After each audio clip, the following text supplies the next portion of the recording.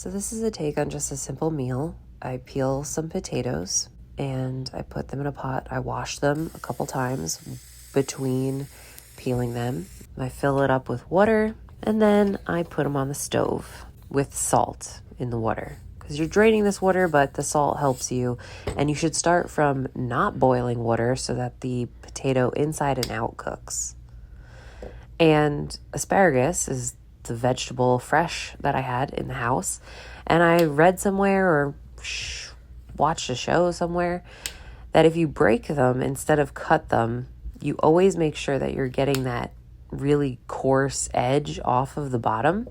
That way you don't like accidentally chew something that's very, like a tree at the bottom after you cook it. So I snap my asparagus, and this is what's left. And then I put them on a tin-foiled air fryer tray that I have. I have a different air fryer than most people. This one's more like a toaster oven. And Tajin spice, which I never know if I'm pronouncing that right. I try to get that evenly coated with olive oil all over these asparagus because I'm going to roast them in my air fryer. And yes, the handle of my air fryer broke off and I've been gluing it and taping it back on. I think it's still under warranty maybe, but whatever. So I'm going to roast these for 8 minutes on 400 and probably I, shift them around and let them set for another like 6 minutes after that. Checking on my potatoes. And a trick, if you have a wooden spoon of any kind, you can put that along the top of your pot and the water will never boil over. It's something weird about physics. I don't know. These are my beautiful roasted asparagus. And my potatoes, I think, let's check if they're soft enough. They've been boiling for a little bit, maybe 20 minutes. But I think they need more time. These are chicken breasts that I defrosted, but before I froze them, I seasoned my chicken breasts.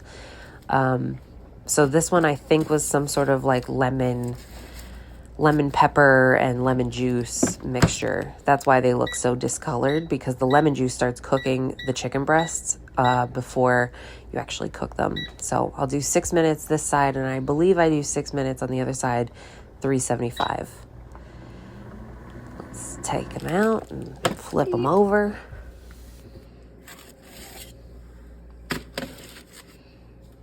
Okay, let's flip these. What do I got here?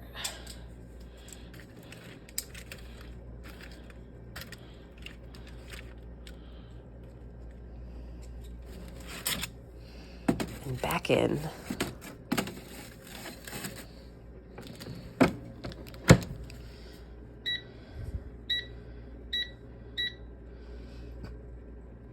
Okay, so I drained my potatoes.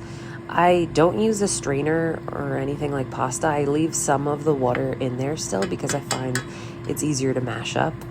I also forgot, I just have butter. I know my brother was telling me I should try to use an egg to make it creamy. And that's what like people who are kosher do because they can't mix the dairy and meats and stuff. So they use an egg, which is interesting.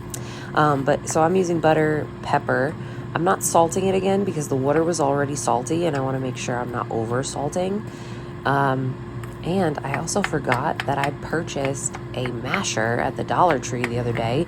So this cool doodad mashes your potatoes a lot easier than if you were just to use the spoon.